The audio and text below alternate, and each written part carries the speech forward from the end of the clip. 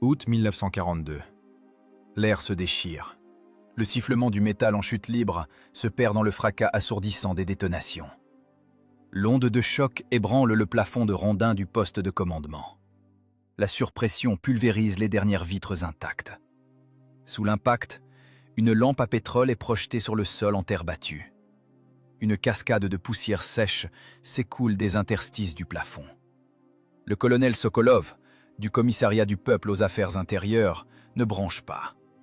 Pesant de tout son poids sur une table de fortune faite de planches, il balaie d'une main calleuse la fine couche de chaux grise qui recouvre la carte topographique. Sur le papier froissé, les vecteurs rouges et bleus dessinent une réalité d'une clarté brutale. Une catastrophe imminente. Les rapports de la reconnaissance de front sont corroborés par les sorties aériennes du matin. 3 divisions blindées allemandes achèvent leur concentration secrète au sud de Stalingrad. L'ennemi a accumulé ses réserves de carburant et regroupé ses unités de réparation de campagne. La logistique est prête pour une offensive foudroyante. Ils préparent une percée massive. Le temps se compte désormais en heures. Une odeur âcre de cordite et de câbles brûlés envahit la pièce exiguë. Un autre obus de gros calibre laboure le parapet à une dizaine de mètres de l'entrée. La lampe de secours vacille, jetant une lueur blafarde sur les visages des officiers tirés de la pénombre. Personne ne baisse la tête. Les réflexes primaires ont depuis longtemps été balayés par une fatigue chronique. Il ne reste que la mécanique froide de la guerre. Sokolov évalue les réserves. Il n'y en a aucune.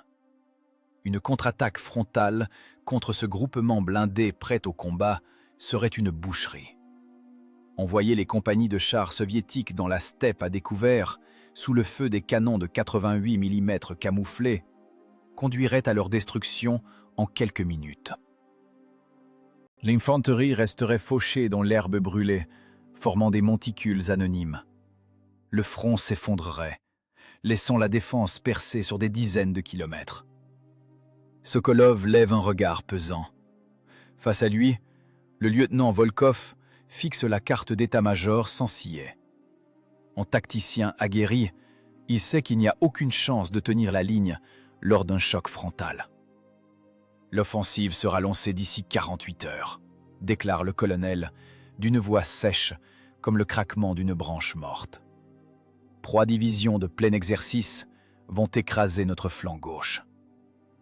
Un combat de rencontre est exclu, tranche Volkov, actant l'évidence. Nous serions anéantis avant même d'arriver à portée. Le relief de la steppe joue contre nous. Nous ne pourrons jamais engager un tir efficace. C'est exact. L'état-major général a approuvé un autre plan. Sokolov écarte un dossier épais contenant les rapports du renseignement. Dessous apparaît un schéma détaillé des lignes de communication de l'arrière allemand, criblé d'annotations. Sabotage. Un coup dans le dos. Dehors, le tonnerre gronde à nouveau. La terre tressaille sous les bottes lourdes. Le colonel ne hausse pas le ton, martelant chaque mot malgré le vacarme de la canonnade. Il nous faut un raid. Une manœuvre éclair sur les arrières de l'ennemi. L'objectif, la destruction physique des dépôts centraux de carburant et de munitions. Sans obus et sans essence, leurs panzers ne seront plus que des boîtes de conserve inutiles. L'offensive s'étouffera d'elle-même. Volkov évalue la distance sur la grille de la carte. L'objectif se trouve à des dizaines de kilomètres en territoire ennemi. La ligne de front est un rideau de feu continu. Passer inaperçu est techniquement impossible.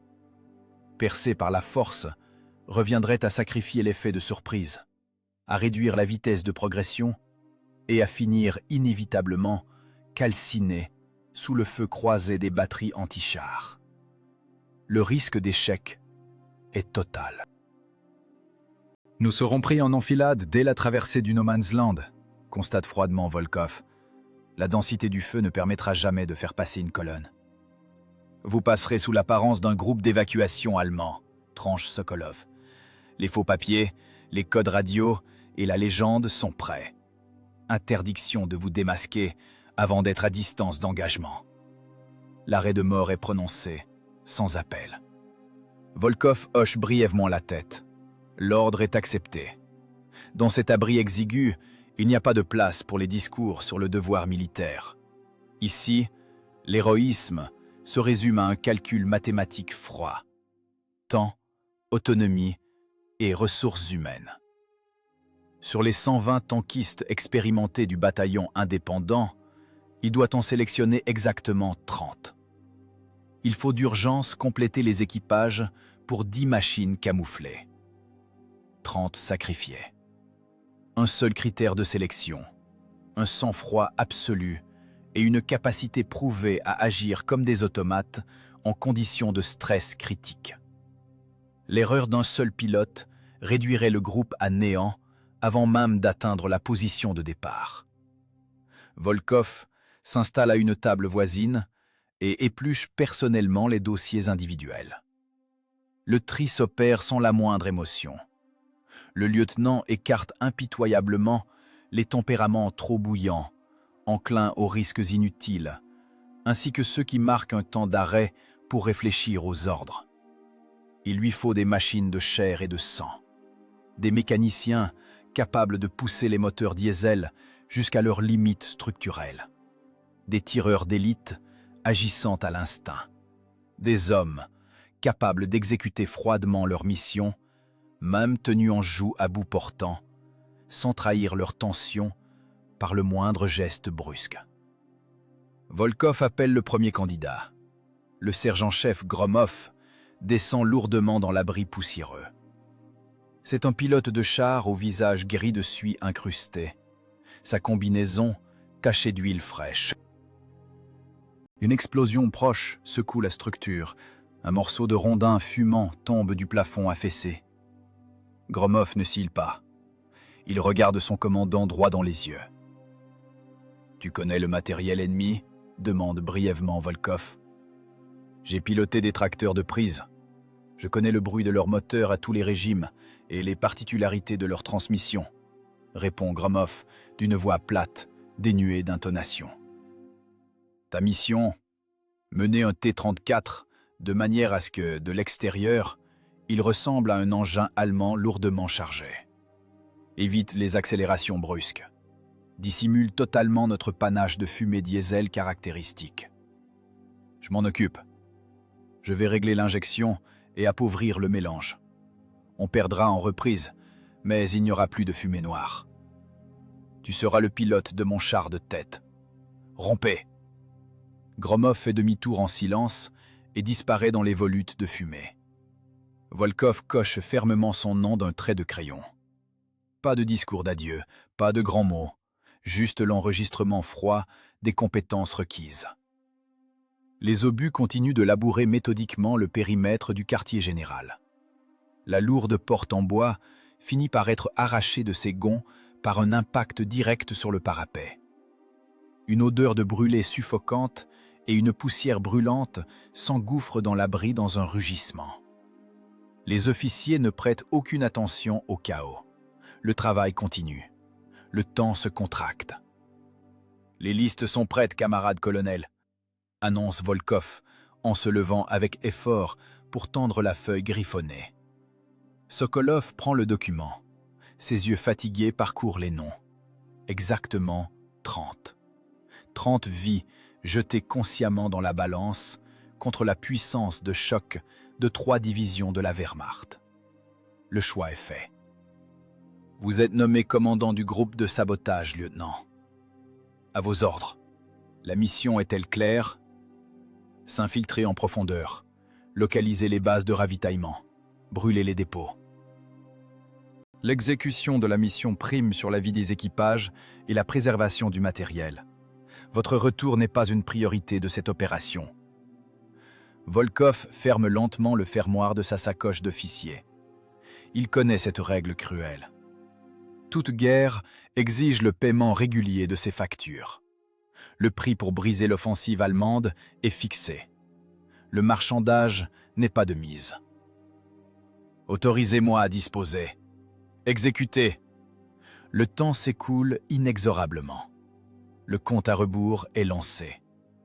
La base de réparation de campagne est noyée dans une argile visqueuse. Une pluie d'automne glaciale inonde les aires de maintenance à ciel ouvert, où les bottes s'enfoncent jusqu'aux chevilles. Les sirènes de la défense anti-aérienne hurlent sans interruption, déchirant les tympans.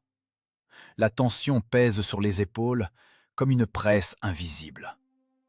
Le commandement du bataillon prend une décision brutale. Les chars lourds resteront à l'arrière. Un blindage épais ne sauvera personne lors d'un raid profond. Les batteries anti-chars allemandes transperceraient ces machines lentes de part en part. La survie du groupe dépend exclusivement de sa vitesse. La guerre de mouvement dicte ses règles impitoyables. Le lieutenant Volkov sélectionne 10 T-34, compromis idéal entre puissance de feu et mobilité. Tandis que les chenilles étroites des chars allemands s'embourbent dans la gadoue, les larges chenilles soviétiques tranchent la boue et propulsent les 30 tonnes de métal vers l'avant. Un travail d'ingénierie épuisant commence. Les équipages transforment les machines de combat en structures de bois maladroites. La logique du camouflage est d'une simplicité mortelle. Modifier la silhouette pour tromper l'ennemi à distance de marche. Des poutres sont fixées directement sur le blindage. Le choc des haches et le crissement des scies se mêlent au bourdonnement des générateurs. Les soldats érigent de fausses superstructures sur les garde-boue. La tourelle moulée disparaît sous un coffrage grossier en contreplaqué, recouvert d'une bâche épaisse. Le profil prédateur du T-34 s'efface au profit de l'ombre anguleuse d'un tracteur semi-chenillé allemand. Cette illusion primitive ne fonctionnera qu'au crépuscule ou dans le brouillard. À courte distance, la supercherie sera démasquée en une fraction de seconde. Chaque homme comprend le risque. Une erreur de géométrie signifie une exécution immédiate. Le bois se gorge d'eau, alourdissant la structure. Les cordes glissent dans des mains écorchées. Les hommes travaillent en silence, économisant leur force. Le compartiment moteur du char de tête est ouvert. Gromov, allongé sur le blindage froid, a les bras plongés jusqu'au coude dans un cambouis noir. Le moteur diesel V2 possède une réserve de traction énorme, mais se trahit par un échappement noir à chaque accélération. Les moteurs à essence allemands ont une signature différente. Une colonne de fumée noire au-dessus d'une route forestière déclencherait immédiatement un tir de barrage. Gromov ouvre la pompe à injection et appauvrit manuellement le mélange, réduisant l'arrivée de gasoil. Le moteur tousse. Le bloc-cylindre tressaille. Gromov serre les contre-écrous de toutes ses forces. Au démarrage, l'échappement est devenu presque transparent. La puissance chute d'un quart et le char perd sa dynamique. Le moteur risque de caler à bas régime. C'est le prix inévitable de la discrétion. Gromov s'essuie les mains avec un chiffon sale. Le moteur est prêt. À l'intérieur de la tourelle, le tireur Korkounov étouffe.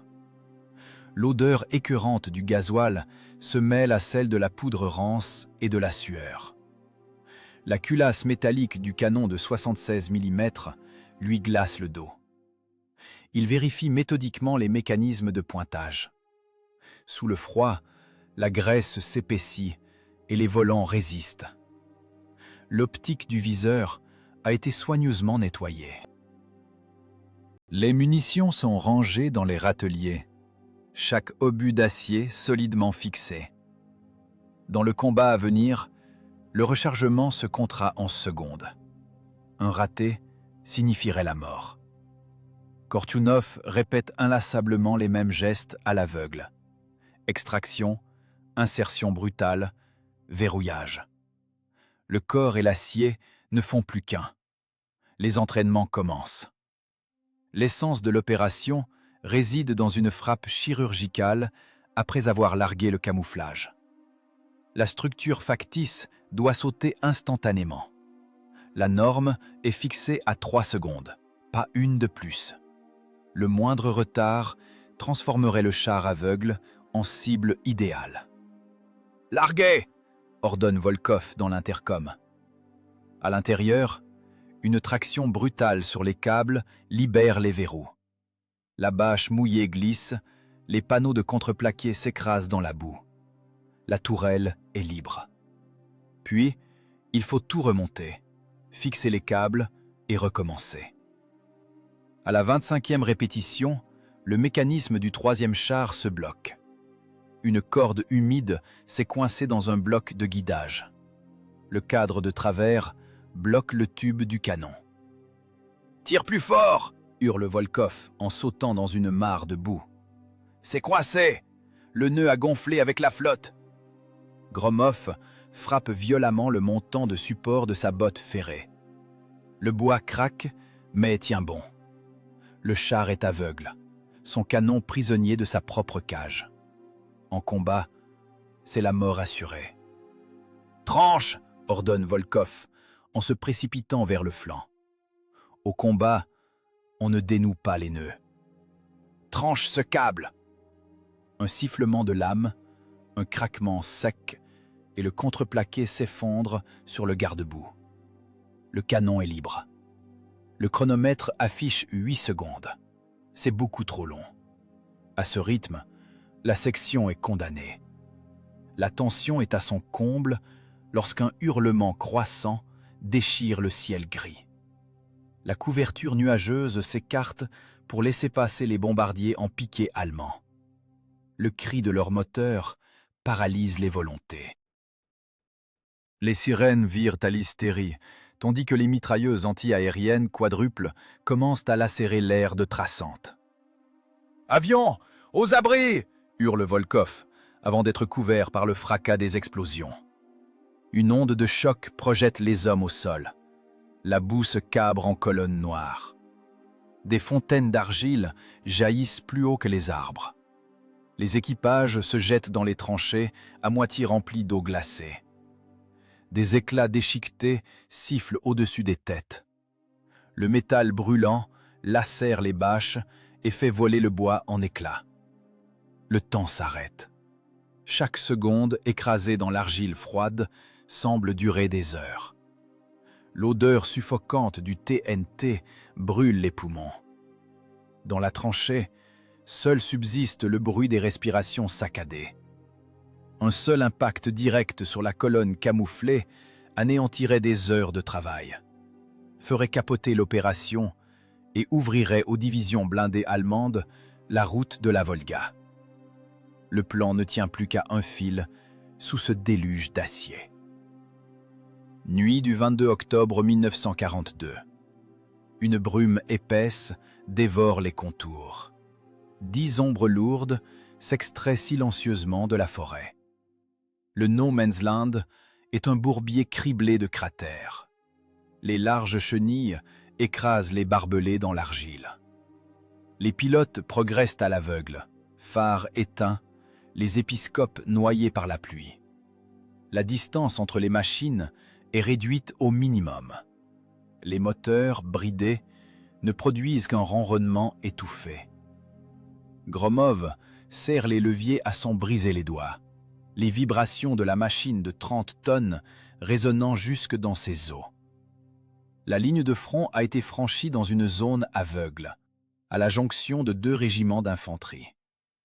La colonne s'enfonce en territoire ennemi. La pluie redouble. L'eau s'infiltre partout. À l'intérieur, l'atmosphère est suffocante, saturée d'odeurs de gasoil, de sueur et de graisse. La radio est débranchée.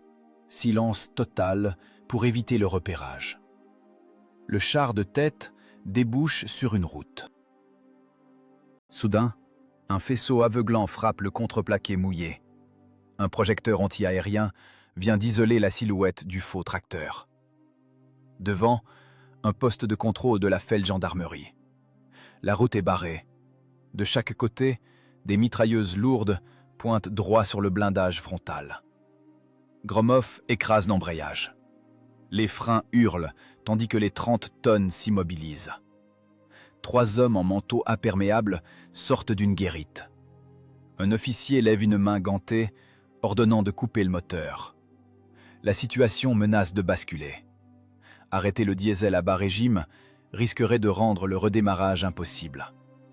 Gromov maintient le moteur au ralenti minimum. Le char tressaille. Volkov, dans sa tourelle, reste muet. Tout contact sonore est proscrit. Gromov fait glisser l'écoutille. Le vent cinglant et la lumière crue le giflent.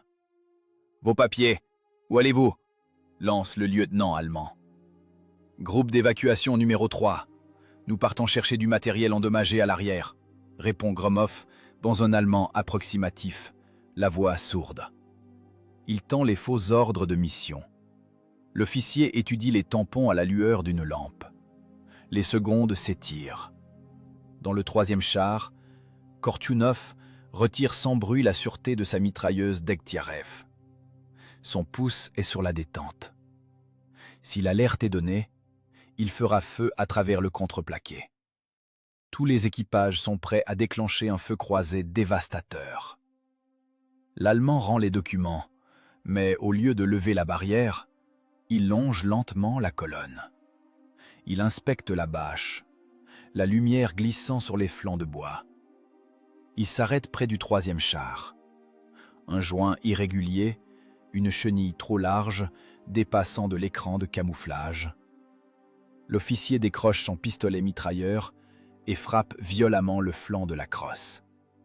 Le bruit sourd du contreplaqué résonne, bien loin du tintement cristallin de l'acier. Le temps se fige. Kortchounov serre la poignée de son arme à s'en blanchir les articulations, le canon pointé sur la poitrine de l'Allemand, séparé de lui par seulement 50 cm de vide et une mince planche de bois. L'air devient pesant. Un seul coup de feu, et le raid se transformera en carnage. Les gendarmes alerteront la garnison, et 30 hommes brûleront dans leurs machines en quelques minutes. L'officier lève son arme pour un second coup. Dans le char de tête, Gromov enclenche la première avec brutalité. Le char fait un bond agressif, le diesel crachant un nuage de fumée bleuâtre au visage des patrouilleurs. L'Allemand recule, surpris. Son attention est détournée.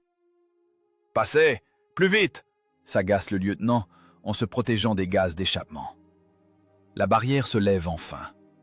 Les 10 machines s'enfoncent dans la nuit pour une marche épuisante de 60 km sur des routes défoncées.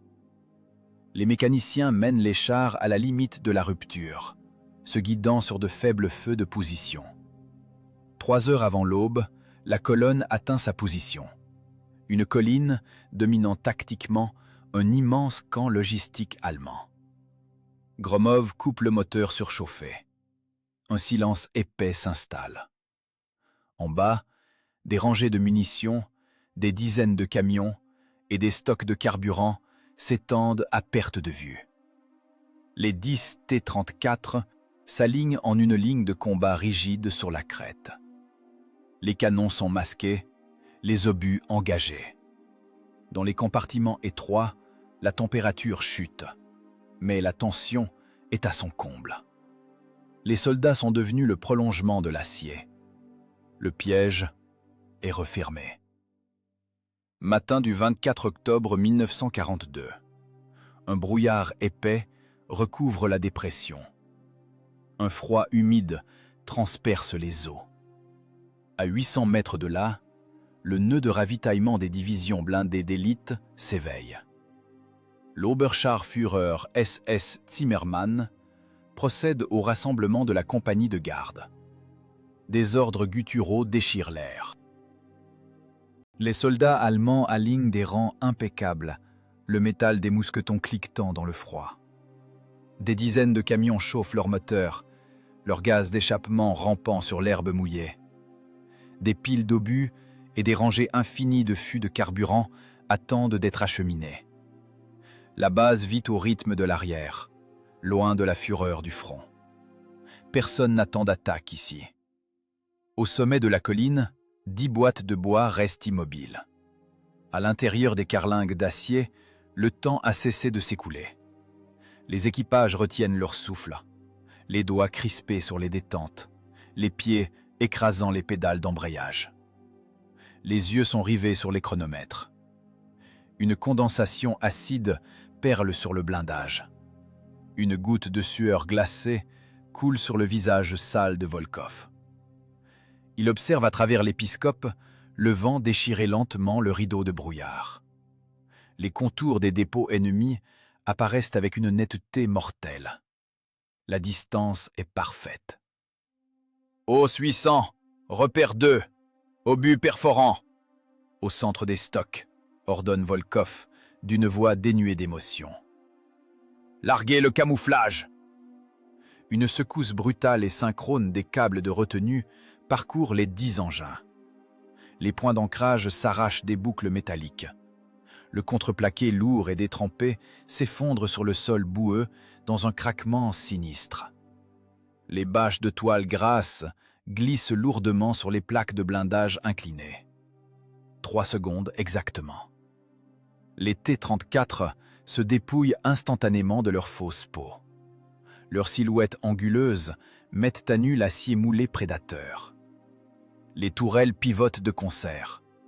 Les longs tubes des canons s'abaissent avec voracité, s'alignant sur l'objectif. Le cliquetis métallique des culasses déchire le silence. En bas, l'Oberscharführer Zimmermann interrompt brutalement sa phrase. Il tourne brusquement la tête au bruit du bois qui s'effondre. Les derniers lambeaux de brume se dissipent. Sur la crête de la colline, 10 machines de guerre soviétiques se découpent. Leurs canons pointent droit sur le cœur du camp. « Panzer! Des chars russes !» Le hurlement déchirant du sous-officier allemand déraille en un glapissement pitoyable. La discipline de fer s'évapore en une fraction de seconde. La formation parfaite vole en éclats. Les soldats allemands se ruent en panique vers les tranchées peu profondes. Ils se bousculent, se renversent.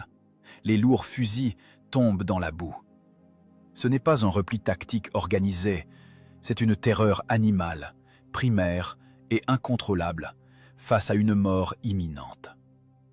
Les officiers tentent de hurler des ordres, mais leurs voix sont noyées par le rugissement croissant des diesels. 800 mètres pour un canon de char, c'est du tir à bout portant. « Feu !» lâche Volkov d'un mot bref à la radio. 10 canons de 76 mm tonnent simultanément.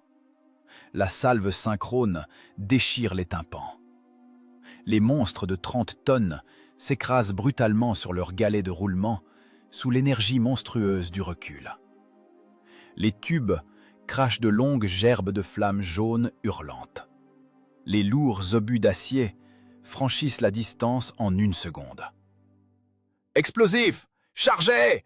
hurle le pointeur Kortchounov, le visage déformé par une tension extrême. À l'intérieur de la tourelle exiguë, une course effrénée s'engage.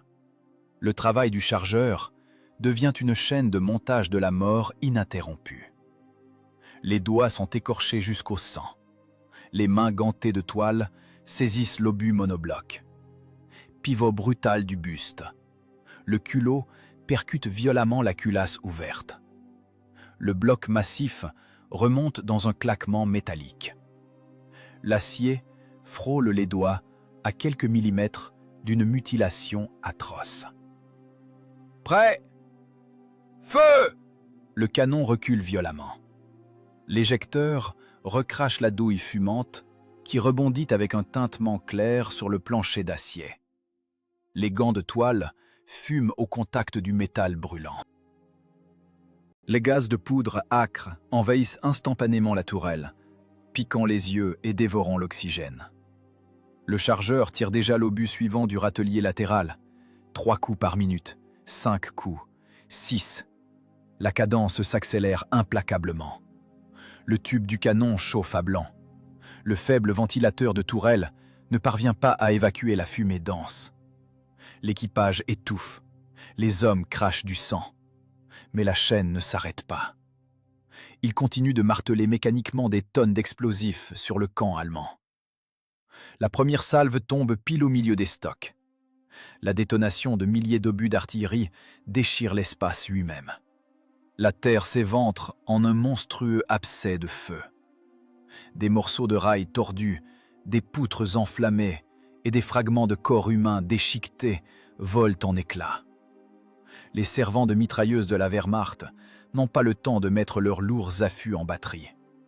Les obus explosifs les broient et les mêlent à la terre avant même le premier tir. L'onde de choc balaie les camions. La salve suivante des chars sature les dépôts de carburant et de lubrifiant. Des tonnes d'essence s'embrasent instantanément. Une gigantesque tornade de feu s'élève à des dizaines de mètres dans le ciel gris. Le liquide visqueux et brûlant se répand rapidement dans les tranchées, incinérant vifs des hommes hurlants. La base de ravitaillement se transforme en un épicentre infernal. Les munitions commencent à sauter dans une canonnade chaotique et infinie. Les éclats d'acier brûlant hachent méthodiquement tout ce qui vit sur plusieurs hectares. 2 minutes et 40 secondes. C'est la durée exacte de cette exécution. 160 secondes d'une destruction concentrée et méthodique. L'immense dépôt stratégique cesse d'exister. Un gigantesque champignon de feu pulsant dévore les derniers restes d'oxygène dans la vallée. L'onde de choc surpuissante de la détonation secondaire de milliers d'obus lourds frappe la colline. L'air se solidifie et frappe de plein fouet. Un impact physique monstrueux s'abat sur le blindage frontal des T-34 immobiles. Les chars de plusieurs tonnes tressaillent douloureusement. Le métal gémit. À l'intérieur, les combattants sont projetés avec violence contre les instruments d'observation. Le sifflement dans leurs oreilles contusionnées couvre totalement le fracas des explosions. Mission accomplie. L'offensive des divisions ennemies est brisée par l'anéantissement total de leur logistique arrière. Mais il n'y a pas de temps pour savourer la victoire. Les flammes gigantesques démasquent la position des chars à des dizaines de kilomètres à la ronde. Le feu resserre déjà le cercle d'acier de l'interception ennemie. La traque a commencé. L'effet de surprise est définitivement perdu. La gigantesque colonne de fumée noire, pulsant au-dessus des dépôts détruits, sert de repère idéal. Le commandement allemand reprend ses esprits instantanément après le choc initial. Les radios de campagne saturent d'ordre hystérique. Les opérateurs transmettent en clair, ignorant totalement les tables de chiffrement. Les radiogoniomètres fixent avec précision le carré de la percée. Les réserves mobiles de la Wehrmacht sont immédiatement lancées à l'interception du groupe de sabotage en retraite. Des chars moyens rapides, des Panzer III et Panzer IV, s'élancent de leur position de réserve. Leurs moteurs hurlent à plein régime. Les moteurs à essence offrent une puissance massique élevée sur terrain plat. Les coins gris de la blindaille allemande resserrent brutalement l'encerclement. Ils ont une supériorité numérique écrasante, des liaisons radio directes et un appui aérien immédiat. Les saboteurs n'ont plus que leur vitesse. Le commandant Volkov prend la seule décision tactique viable. Revenir par le terrain ferme signifie une mort certaine sous les feux croisés. Les 10 machines soviétiques quittent brusquement la piste battue. Les T-34 s'enfoncent à pleine vitesse dans un marécage automnal mortel. Le sol meuble engloutit instantanément les lourdes chenilles.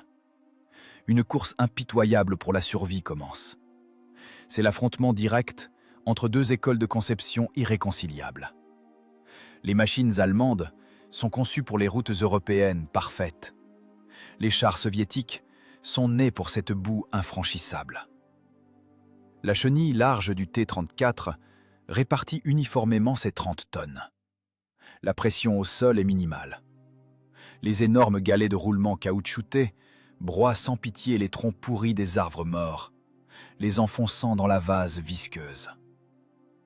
Les puissants diesels peinent dans la boue épaisse, mais tirent inexorablement les carcasses d'acier vers l'avant. Derrière, un cliquetis menaçant s'amplifie. Les poursuivants allemands débouchent à la lisière du marais. L'ennemi, aveuglé par la fureur, ne veut pas lâcher sa proie. Les chefs des engins de tête ordonnent de poursuivre. C'est une erreur fatale qui va leur coûter la vie. Les chars gris s'élancent dans la fange. Les chenilles étroites capitulent face aux lois de la physique.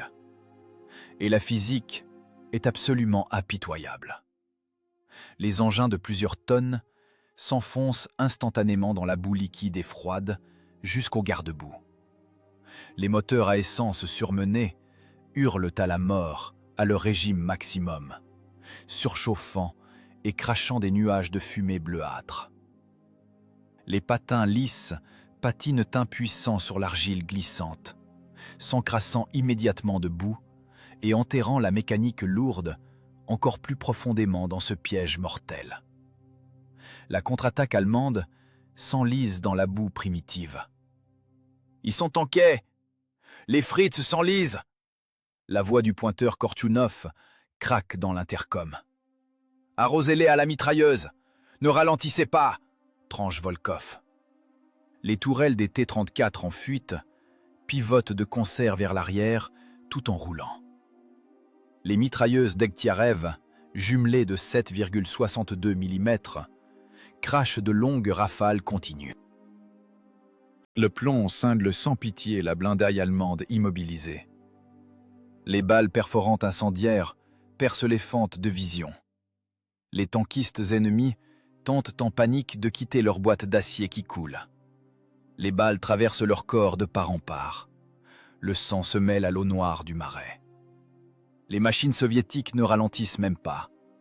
Elles franchissent le passage mortel en utilisant intelligemment l'énorme inertie cinétique de leur masse d'acier. La victoire semble proche. Mais le bourbier finit toujours par prélever son tribut. Le 6e char est au régime maximum. Le pilote ne voit plus rien à travers son épiscope totalement maculé de boue. Il conduit à l'aveugle, se fiant uniquement au gabarit du camarade qui le précède. Sous l'épaisse couche d'eau tourbeuse se cache un bloc de granit massif. Un choc d'une force destructrice inouïe secoue le T-34. 30 tonnes d'acier à 30 km/h percutent l'obstacle monolithique. Un grincement assourdissant de métal déchiré retentit. La poulie de tension se tord. La tension disparaît instantanément. La chenille gauche se rompt en 2 endroits dans un claquement sec et terrifiant. Les lourds patins d'acier volent en éclats, fauchant les arbres aux alentours. Le char pivote brutalement de 90 degrés. La machine s'immobilise, morte, au milieu du marécage. Le moteur s'étouffe et cale. « Le 6 est immobilisé! Chenille en lambeaux !» hurle Gromov, écrasant les leviers de sa machine à fond. Le char coincé devient instantanément une cible fixe. Les équipages allemands rescapés sur la terre ferme pointent fébrilement leurs canons. Un premier obus perforant passe juste au-dessus de la tourelle du 6 dans un sifflement hideux. La mort n'accorde qu'un sursis de quelques secondes. Il n'y a tout simplement pas de temps pour réparer. Une chenille lourde arrachée dans un marais profond est impossible à remettre en place, même avec les efforts de tout le peloton. « Évacuez l'engin !»« Sabordez-le !» L'ordre de Volkov ne laisse aucune autre option. L'équipage du 6e char opère avec un automatisme glacial. Les lourdes trappes d'acier basculent. De l'antre de la machine estropiée sortent l'un après l'autre les 4 combattants. Le chef de char jette méthodiquement sur le râtelier d'obus explosifs une grappe de grenades anti-char, goupille dégoupillée. Il bascule par-dessus le flanc incliné en dernier. Autour d'eux, l'eau boueuse bouillonne sous les rafales de mitrailleuses allemandes. Le 5e char ralentit une fraction de seconde, exposant dangereusement son flanc droit au tir. « Accroche-toi !» hurle-t-on depuis le blindage trempé. Les tankistes du 6 sautent en pleine course sur l'acier glissant du T-34 qui passe. Leurs doigts s'arrachent les ongles en s'agrippant convulsivement aux mains courantes soudées.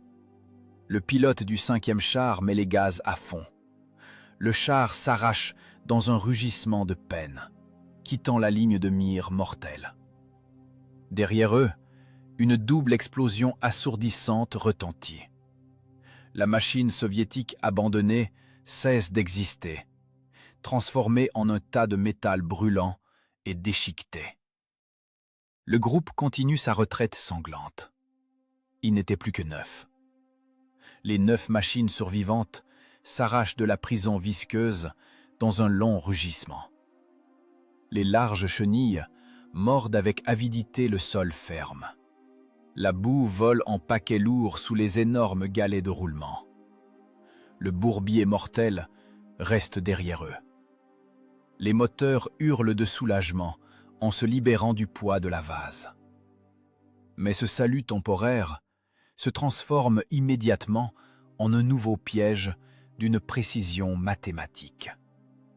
L'état-major allemand sait calculer les vecteurs de mouvement. Une colonne tactique ennemie a déjà achevé une manœuvre de contournement profonde. À la sortie de la dépression boisée, un mur d'acier ininterrompu barre la route. Des dizaines de silhouettes grises et anguleuses sont rangées en ordre de bataille serré. Les batteries anti-chars déploient en hâte leurs lourds affûts.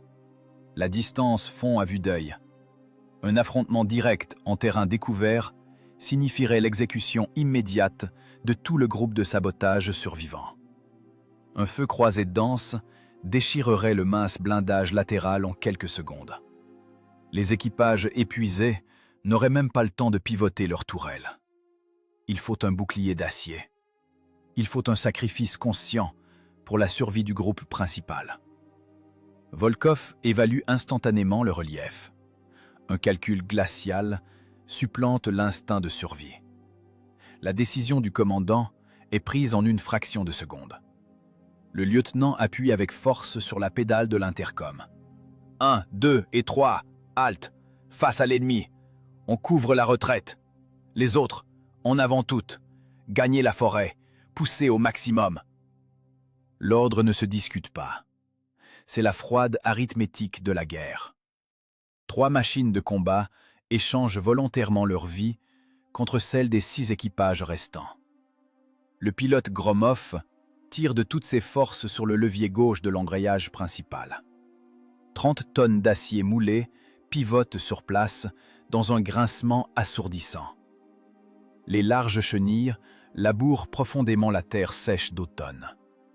Les 2 chars voisins répètent la manœuvre de façon parfaitement synchrone. 3 silhouettes prédatrices verrouillent le goulet à la sortie de la dépression. Ils forment un bouclier de fer infranchissable. Les 6 autres T-34 passent en trombe dans un vacarme de tonnerre, s'engouffrant sous le couvert salvateur de la forêt de conifères. Le rideau des condamnés prend position sur sa dernière ligne. Le terrain offre une unique et microscopique chance de tenir plus d'1 minute. La colline calcinée est entaillée de ravines profondes et de lits de ruisseaux asséchés. Volkov utilise les replis du relief avec la précision froide d'un ingénieur. Les chars dissimulent leurs flancs vulnérables dans les replis de terrain. Seules les tourelles moulées et les plaques de blindage frontal supérieur, inclinées selon un angle rationnel, dépassent. C'est une position de défilement classique. L'armada blindée allemande déclenche un barrage de feu massif. L'ennemi les surpasse en nombre par dizaines. L'air se comprime instantanément sous le fracas continu.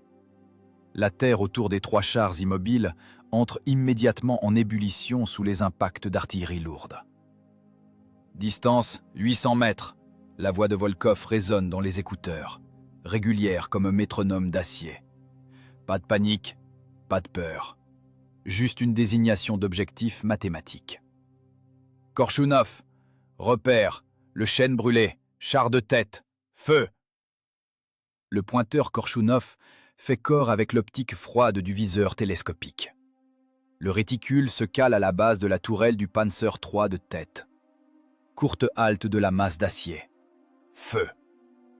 Le recul brutal du canon de 76 mm secoue l'habitacle exigu. L'obus de rupture déchire l'espace dans un hurlement strident. Un éclat vif sur le blindage gris de l'adversaire. Le char ennemi tressaute convulsivement et s'immobilise, s'enveloppant rapidement d'une fumée noire et épaisse. « En arrière !» grogne Volkov, les yeux rivés sur la fente de vision. Gromov tire violemment le levier et enclenche la marche arrière. La lourde machine soviétique recule brutalement dans la pente, se cachant totalement derrière la crête. À la seconde même, un essaim de boulets d'acier allemand siffle au-dessus de la tourelle. L'ennemi tire avec une précision chirurgicale. Le char change de position, rampant au fond de la ravine sur quelques dizaines de mètres vers la gauche. Nouveau bond en avant. Halte sur la crête. Nouveau tir précis. Nouveau repli salvateur dans la dépression. Les Allemands commencent à régler leurs tirs. Les obus de 50 mm des canons de chars ennemis trouvent leur cible. Un impact d'une force inouïe secoue la caisse. Une gerbe d'étincelles aveuglantes jaillit par les fentes de vision. Le boulet perforant ricoche avec un tintement assourdissant contre le blindage incliné de 45 mm du T-34. La physique sauve des vies humaines.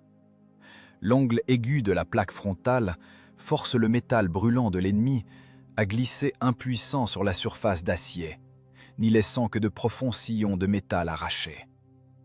Le vacarme est indescriptible. Une violente commotion écrase les tympans. Un mince filet de sang chaud coule du nez de Gromov. Il n'y prête aucune attention. Ses mains serrent les leviers de commande. Le moteur hurle sans fin, étouffé par des charges mécaniques extrêmes. Les tankistes tirent le maximum absolu de la mobilité de leurs engins. La manœuvre continue les préserve des perforations directes. Tout arrêt signifie la mort immédiate. « Batterie anti-char à droite, explosif, chargez !» ordonne durement Volkov à travers le fracas du métal. Korchounov opère dans un état de frénésie guerrière absolue. Le chargeur, avec une rapidité effrayante, projette mécaniquement les lourds obus dans la culasse brûlante. Les douilles de laiton tombent avec fracas sur le plancher, brûlant les jambes. L'air est irrespirable. Le ventilateur de tourelle ne suffit plus. Il ne fait que brasser les gaz de poudre étouffants. Feu! Le servant d'artillerie allemand disparaît instantanément dans le nuage sale d'une explosion de rupture, emportant son canon brisé. Mais de nouvelles machines grises débouchent aussitôt de la forêt. L'ennemi pousse sans pitié avec sa masse d'acier. À gauche, le 3e char de couverture s'embrase violemment. Un obus ennemi a trouvé le flanc vertical vulnérable lors d'une manœuvre trop courte. Des flammes rugissantes enveloppent instantanément le compartiment moteur. L'équipage ne tente même pas de quitter la machine condamnée. Un dernier obus perforant jaillit du char en flammes, pulvérisant la chenille droite d'un canon d'assaut lourd allemand. Puis suit l'explosion sourde et puissante des munitions internes. La lourde tourelle du 3e char est arrachée de son puits et s'effondre dans la boue sanglante. Il n'était plus que 2. Volkov ne regarde pas le bûcher funéraire où ses subordonnés viennent de disparaître. Les émotions n'existent plus. Il n'y a que le temps précieux qu'il faut arracher à tout prix pour le groupe de percer. Chaque seconde supplémentaire dans ce carrousel infernal augmente proportionnellement les chances des forces principales de réussir leur retraite. Perforant, au centre, feu, en arrière, 10 mètres à gauche, en avant. L'algorithme mortel se répète encore et encore. Le balancier de l'extermination oscille au-dessus du champ labouré par les cratères. Les deux machines survivantes tournoient sans fin dans une danse macabre, ripostant par des tirs précis depuis les replis du terrain. La facture de fer est payée en sang humain. L'immense armada allemande est forcée de piétiner sur place, déployant des formations complexes pour garantir l'anéantissement de cet obstiné verrou soviétique. Ils perdent des minutes cruciales. Ils perdent leur élan. 3 chars seulement ont paralysé les actions d'un bataillon blindé entier. La mission est totalement accomplie. Le groupe de retraite obtient la fenêtre stratégique nécessaire. Les derniers sont voués à se consumer jusqu'au trognon sur cette ligne anonyme. Les 6 machines survivantes déchirent la route forestière de leurs chenilles. La vitesse reste l'unique outil de survie. Le retour se transforme en une traque impitoyable où les rôles de proie et de prédateur se confondent. Les moteurs crachent une huile noire et épaisse par des joints usés jusqu'à la corde. Les mécaniques rugissent à la limite absolue de leurs ressources techniques. À l'intérieur des boîtes d'acier brûlantes, les hommes sombrent lentement dans la folie, sous l'effet d'un épuisement physique total. L'air est saturé de gaz d'échappement âcre, de gaines électriques calcinées et du sang s'écoulant des tympans crevés par les chutes de pression. Il n'y a plus rien à respirer. L'oxygène a été dévoré par les gaz de poudre et les souffles courts. Les pilotes écrasent les pédales d'embrayage de leurs jambes, nouées par des crampes atroces. Leurs mains ont fusionné avec les leviers de commande brûlants. La motricité est défaillante. Les corps ne fonctionnent plus que par réflexe résiduel. Le ciel au-dessus des cimes des pins se déchire avec fracas. L'air se met à vibrer sous un vrombissement lourd. Des bombardiers en piqué Junker 87 ratissent le massif forestier dans un hurlement de sirène terrifiant. L'aviation ennemie resserre méthodiquement le cercle d'interception. De lourdes bombes explosives déchirent la terre gelée derrière la colonne en fuite. Les ondes de choc percutent violemment le blindage arrière des chars. Chaque explosion proche emporte les derniers restes d'une audition déjà dévastée. La colonne débouche à plein régime sur une large trouée forestière. Une embuscade a été organisée par l'ennemi avec une perfection tactique glaciale. Une batterie anti-char de la Wehrmacht est idéalement camouflée sur la lisière opposée. Les canons lourds de 75 mm tirent à bout portant. Les salves se confondent en un unique craquement assourdissant. Un lourd obus de rupture transperce le blindage latéral du deuxième char dans un grincement écœurant. Les 45 mm d'acier laminé soviétique ne résistent pas à l'impact cinétique concentré à 100 mètres de distance. L'obus allemand traverse de part en part l'habitacle exigu. Le métal en fusion s'engouffre à l'intérieur. Les munitions stockées dans les râteliers latéraux détonnent. La mort est instantanée. Aucun cri à l'intercom. Aucune tentative désespérée d'ouvrir les trappes bloquées. La lourde tourelle moulée est arrachée par la pression interne monstrueuse. Les blocs d'acier de plusieurs tonnes s'envolent et retombent lourdement sur la piste forestière labourée. La carcasse déchiquetée du char se transforme instantanément en une torche hurlante. L'équipage s'évapore dans une flamme d'un blanc aveuglant. Les 5 machines restantes ne ralentissent pas d'un iota. Tout freinage signifierait la mort collective immédiate sous un tir ajusté. « Ne vous arrêtez pas, écrasez-les !» râle le chef du char de tête dans ses laryngophones. Sa voix passe d'un chuchotement rauque à un cri animal, hystérique. « En avant toutes !» Les pilotes tirent les derniers tours-minutes de leur diesel agonisant. Les chars soviétiques se ruent dans un rugissement droit sur les positions de la batterie d'artillerie. Les servants allemands actionnent fébrilement les culasses, tentant de recharger leurs pièces brûlantes pour une seconde salve. Ils sont catastrophiquement en retard. Les larges chenilles broient les longs affûts des canons dans la terre gelée avec un craquement humide. Les masses de 30 tonnes concassent sans pitié le métal, le bois et les os humains. Les servants sont écrasés dans la boue. Une bouillie sanglante s'enroule autour des barbotins des machines soviétiques. La traque bascule immédiatement dans une phase de boucherie absolue et ininterrompue. La trouée débouche sur un carrefour de pistes forestières.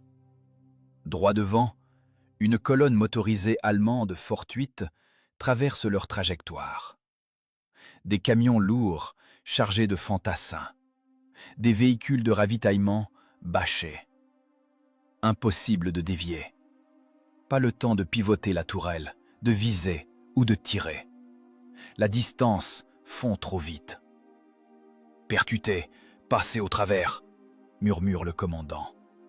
Ses lèvres sèches et gercées saignent. Le char de tête percute à pleine vitesse le flanc droit d'un camion lourd allemand. Un choc colossal réduit la cabine en un amas de ferraille. Le métal se déchire dans un sifflement aigu. Les corps disloqués des soldats ennemis sont projetés hors du plateau, directement sous les chenilles des chars qui suivent dans un fracas métallique. Le char ne remarque même pas l'obstacle. Il traverse la colonne de transport, brisant les essieux et broyant les châssis. Les mitrailleuses jumelées crachent sans discontinuer de longues rafales de plomb dans toutes les directions, transformant les plateaux bâchés en écumoires de sang. Des éclats de verre et des débris de radiateurs tordus strient le blindage frontal incliné dans un crissement strident. Les chenilles patinent traîtreusement sur des mécanismes broyés et des cadavres écrasés. Les machines perdent toute adhérence pendant une fraction de seconde, dérapant dans une bouillie sanglante, mais les mécaniciens, par des coups de levier secs et précis, les ramènent sur une trajectoire rectiligne. La percée se paie au prix fort. Le moteur de la troisième machine émet soudain un choc métallique sourd. Une rafale de mitrailleuses lourdes transperce les persiennes arrière. Le radiateur d'huile est éventré. Le fluide brûlant gicle directement sur le bloc cylindres incandescent. Un épais nuage de vapeur blanche s'échappe des grilles du compartiment moteur. Le moteur commence à s'étouffer, perdant rapidement sa force de traction. La pression du système chute vers un zéro critique. « Tire, je t'en supplie, tire !» hurle le pilote mécanicien en proie à l'hystérie, agrippé au levier d'acier, les doigts blanchis par l'effort. Sur son visage maculé, les larmes se mêlent à la sueur. Le char touché tressaille convulsivement, mais continue de ramper obstinément vers l'avant, laissant derrière lui une traînée d'huile grasse. Le cercle d'acier des poursuivants se resserre inexorablement dans leur dos.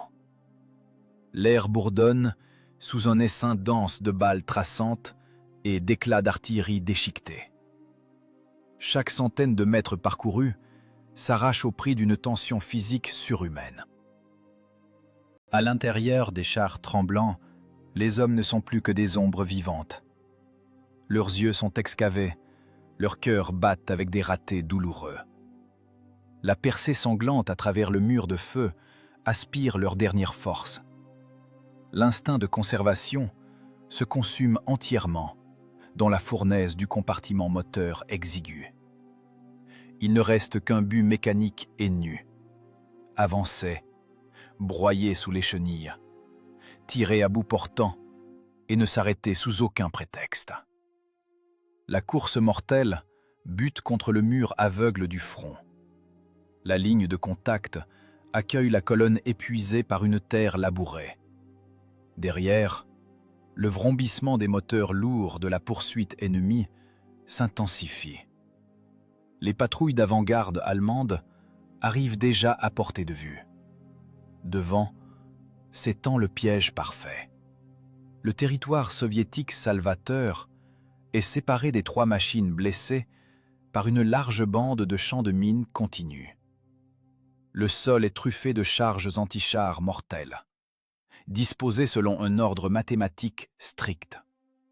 Dissimulés sous une fine couche de boue automnale, les plateaux de pression en acier attendent la moindre sollicitation. La mort se terre, tapis dans chaque mètre carré d'argile glissante. Les blindés allemands sont temporairement distancés, mais les batteries de mortiers ennemis ont déjà déployé leurs embases sur les hauteurs voisines. L'air s'emplit immédiatement du sifflement sec caractéristique des obus de mortier. Les explosions à fragmentation commencent à labourer méthodiquement le no man's land. Des éclairs vifs déchirent furieusement la grisaille du matin. Le cercle mortel se referme définitivement.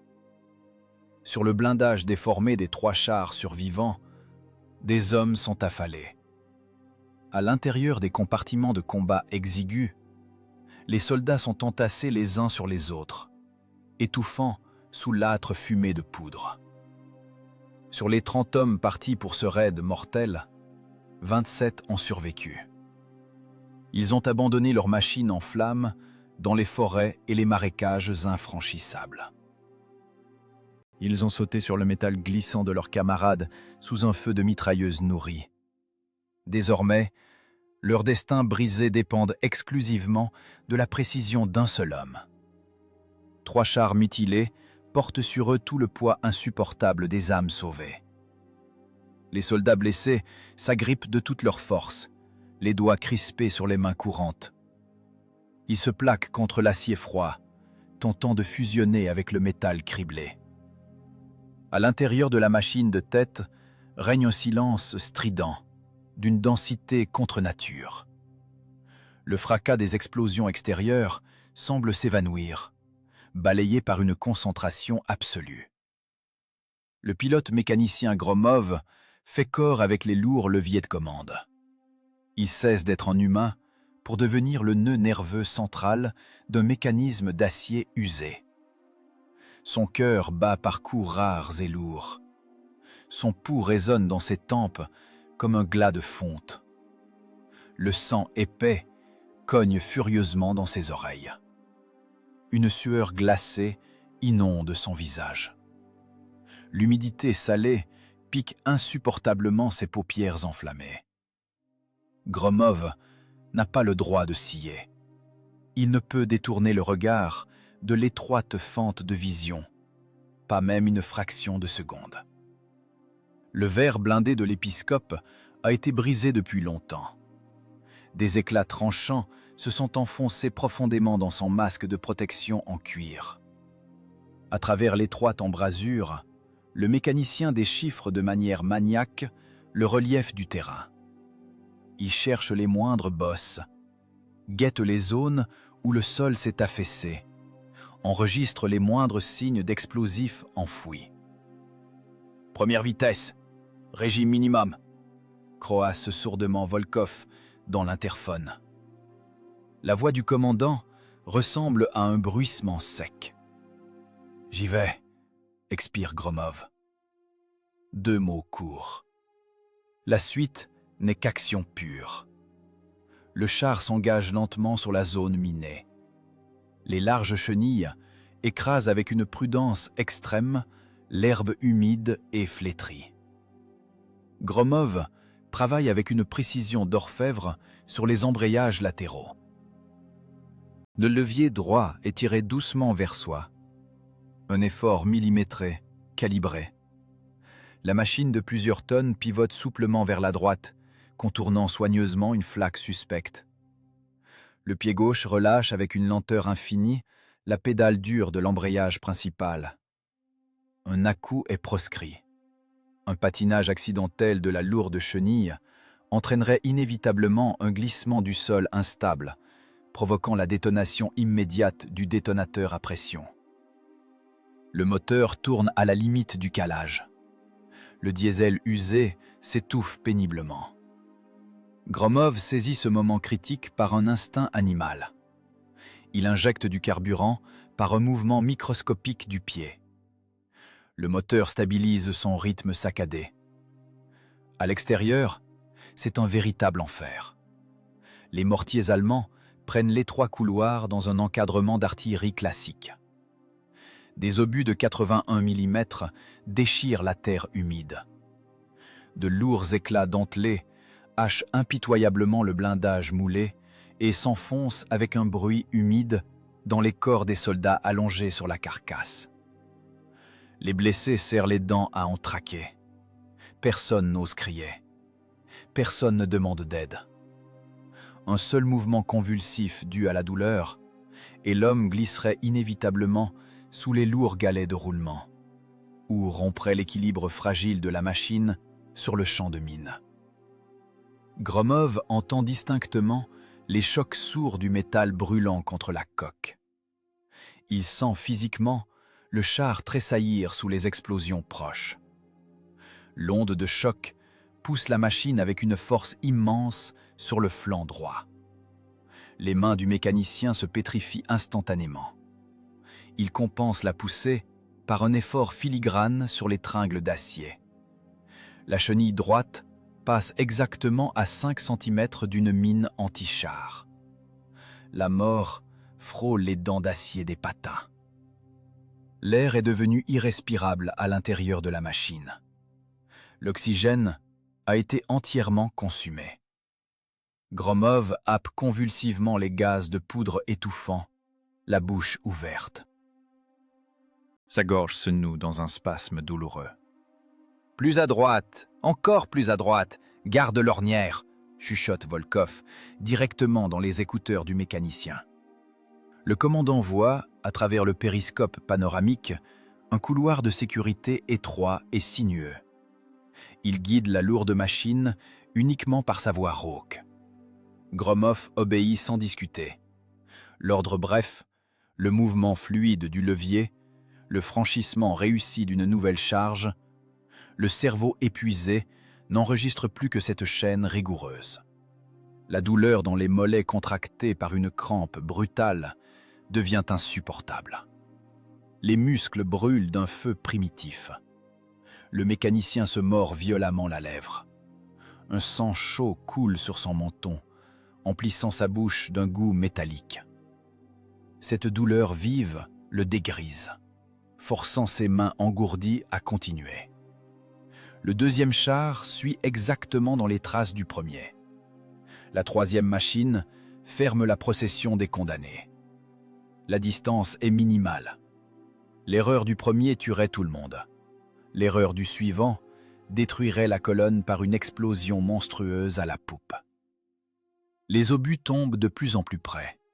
La grêle d'éclats se transforme en une averse d'acier continue. La terre bout littéralement autour des chenilles. Une nouvelle explosion se produit juste devant le nez de la machine de tête. Une colonne d'eau boueuse, d'argile et de pierre s'abat sur le blindage frontal. L'étroite fente de vision est totalement obstruée par une boue épaisse. Gromov est désormais aveugle. Le char continue pourtant de ramper. S'arrêter sur un champ de mine sous un feu nourri équivaudrait à une exécution. « Tout droit, ne dévie pas, pas d'un millimètre !» Le cri désespéré de Volkov frappe ses tympans. Gromov maintient ses leviers. Il guide la machine aveugle de 30 tonnes uniquement par sa mémoire musculaire. Il compte mentalement les tours pesants de la roue dentée. 1 seconde, 2 secondes, 3. Le temps perd tout sens. L'espace se réduit à 2 poignées d'acier usées. Soudain, le son change. Les chenilles cessent de s'enliser dans le sol perfide. Les patins accrochent fermement la pierraille salvatrice d'une route de rocade. La machine penche vers l'avant et s'extirpe enfin de la zone de mort. Ils ont percé. Les tranchées soviétiques accueillent en silence les blindés blessés. Les moteurs toussent une fumée bleuâtre et se taisent enfin. Un silence assourdissant s'abat sur les oreilles commotionnées des tankistes. Sur les 30 hommes, 27 sont revenus.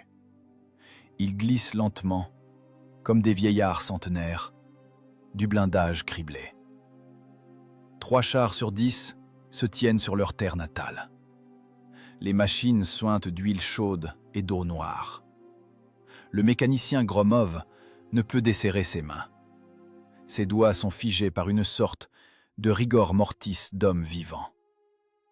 Assis dans le compartiment de conduite sombre, empestant le sang et le brûlé, il regarde fixement les leviers ensanglantés. La mission est accomplie. Le prix a été payé.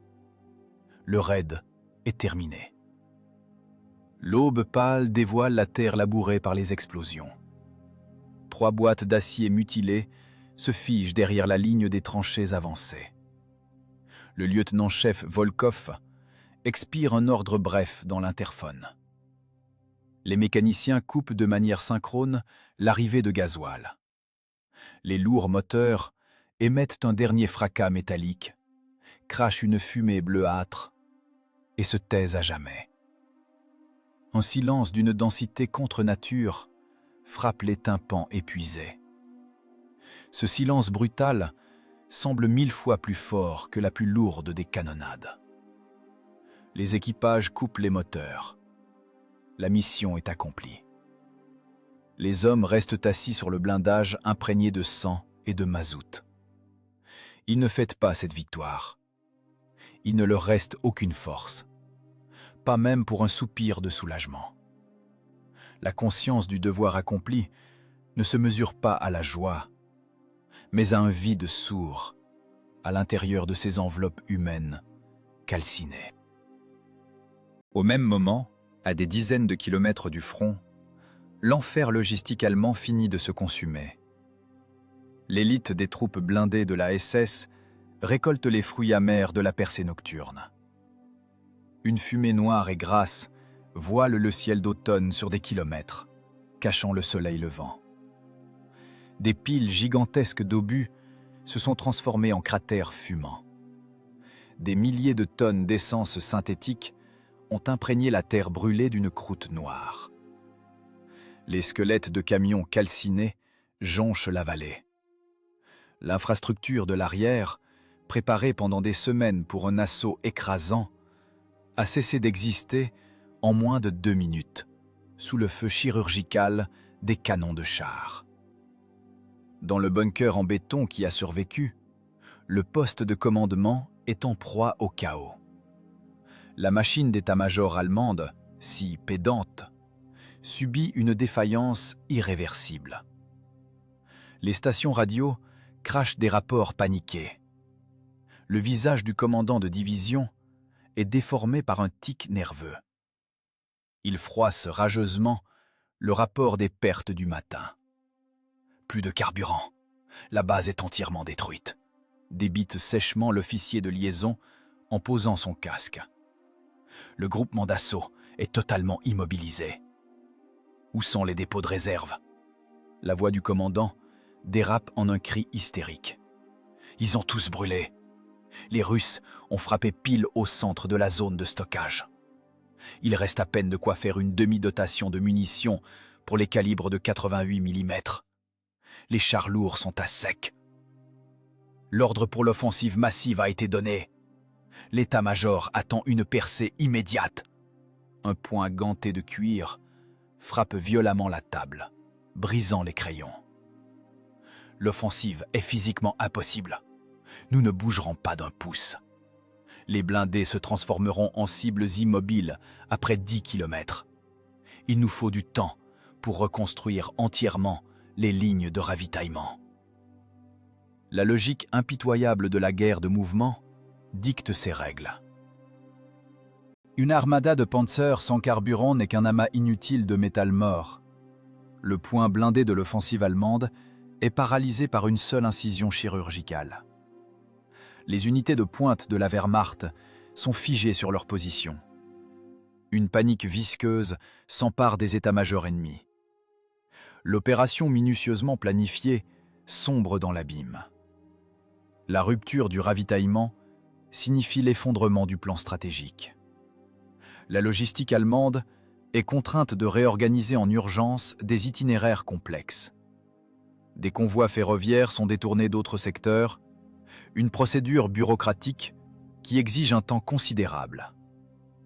Les patrouilles de reconnaissance de l'armée rouge enregistrent immédiatement une chute de l'activité ennemie. L'ennemi prend une pause tactique forcée et désastreuse. Le prix mathématique de cette pause équivaut à 10 longs jours.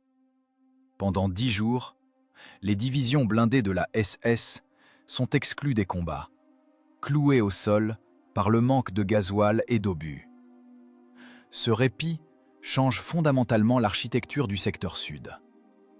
Le raid suicidaire d'une poignée de tankistes déclenche un mécanisme de sauvetage à l'échelle macro-stratégique. La Stavka obtient la ressource la plus précieuse, le temps. Les chiffres secs des rapports cachent une chair humaine pulsante. À l'arrière, de nouveaux convois se forment. Par les voies ferrées, des divisions d'infanterie fraîche affluent vers le front. À peine arrivés, les fantassins s'enterrent dans la terre gelée. Les sapeurs minent méthodiquement chaque secteur dangereux. Les régiments d'artillerie occupent des positions camouflées. La défense se densifie. La ligne de front épuisée se transforme en un monolithe meurtrier, échelonné en profondeur. La froide arithmétique de la mort fait machine arrière. L'annulation de l'assaut frontal sauve des vies.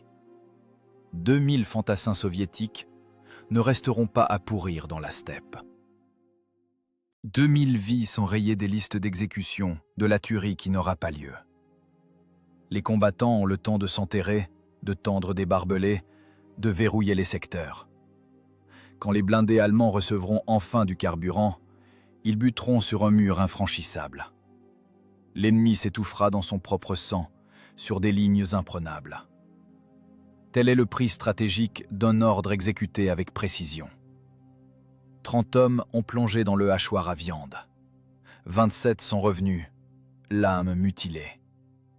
Mais sur les balances de l'histoire, leur sang et leur épuisement ont pesé plus lourd que la puissance d'une armée blindée. L'héroïsme, ici, est dénué de grands mots.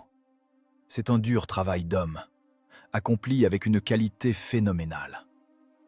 Le seul résultat réel, 2000 cœurs qui battent. Le hachoir de la guerre continue de tourner. Fin octobre 1942. La ligne de front est stabilisée. L'offensive ennemie a échoué. Arrière profond soviétique. L'abri exigu de la section spéciale est dissimulé sous 3 rangées de troncs de pin. À l'intérieur, règne une odeur de tabac bon marché, de terre humide et de graisse d'armes brûlées. Le lieutenant-chef Volkov se tient debout devant une table de planches grossière. Sa veste de tankiste est imprégnée de sang séché et de mazout. Son visage est couvert d'une croûte de suie. Ses yeux, enfoncés dans des orbites sombres, fixent le mur sans rien voir. L'officier est à bout. Le colonel du NKVD, Sokolov, est assis en face. Une lampe à pétrole éclaire faiblement une pile de formulaires vierges. Sokolov malaxe une cigarette. Volkov rapporte de manière monotone les résultats. Sa voix est égale, dépourvue d'émotion. C'est la statistique sèche du combat. L'ordre est exécuté. Les bases de ravitaillement ennemies sont détruites. Le matériel adverse a brûlé. Les pertes amies s'élèvent à 3 machines et 3 équipages. 9 hommes ont brûlé vifs pour assurer le repli. Sokolov hoche la tête et prend son porte-plume. La plume raye bruyamment le papier rugueux. L'opération est immédiatement classée au plus haut niveau de secret. Le camouflage des chars soviétiques en tracteurs allemands est jugé trop efficace pour être divulgué. Le commandement allemand ne doit pas connaître la cause de sa paralysie. Les soldats soviétiques ne doivent pas connaître le prix de ce répit. Sokolov pousse vers Volkov un engagement de non-divulgation. Le texte est d'une dureté extrême. Toute mention de la traversée de la ligne de front est passible du tribunal militaire. Toute conversation sur les détails du combat est assimilée à de la trahison et punie d'exécution. Volkov prend le porte-plume. Ses doigts, usés jusqu'au sang, tremblent légèrement. Il appose sa signature au bas de la condamnation à perpétuité de sa propre mémoire. Le mécanicien Gromov et les autres survivants font de même dans le blindage voisin. La machine d'État s'approprie leur exploit. La bureaucratie pose sur leur sang un lourd cadenas d'acier. Sokolov ouvre un coffre-fort massif et en sort des boîtes en carton. Des ordres du drapeau rouge. La remise des décorations se déroule dans un silence strident. Pas de rassemblement solennel, pas d'orchestre, pas de discours. Le colonel fait simplement glisser les boîtes sur la table. Volkov, d'un geste mécanique, récupère les récompenses. L'émail rubis des ordres est incapable de réchauffer le vide glacé de leurs âmes calcinées. Le triomphe tactique sombre dans l'oubli. Les tankistes retournent dans leurs unités. Ils garderont le silence jusqu'à la fin de leur jour. Ils portent des décorations pour un combat qui, officiellement, n'a jamais eu lieu. La chronique de la guerre raye leur itinéraire sanglant des communiqués. Personne n'écrira sur le mécanicien du 6e char qui s'est fait sauter avec ses grenades. Personne ne se souviendra du tireur de la 3e machine qui, mourant, a maintenu son feu depuis sa tourelle en flammes. Les survivants restent seuls avec leur psyché mutilée. Chaque nuit, ils brûleront à nouveau dans leur char. Ils étoufferont sous les gaz de poudre. Ils entendront le grincement du métal et les cris de leurs camarades. Gromov se réveillera en sueur, serrant des leviers invisibles.